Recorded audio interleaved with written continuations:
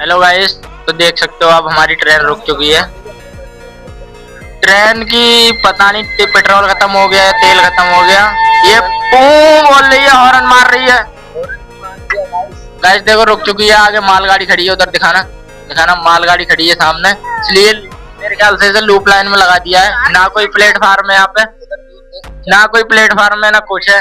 हमारी गाड़ी loop line में लग चुकी है, देख सकते हो गाइस आप। ट्रेन में इतनी भीड़ है बहुत ज्यादा। ऊपर देख सकते हो वो बिजली के तार जा रहे हैं, उनसे पता नहीं कितने हजार का बोल्ट चलता है। ट्रेन हमारी चल चुकी है।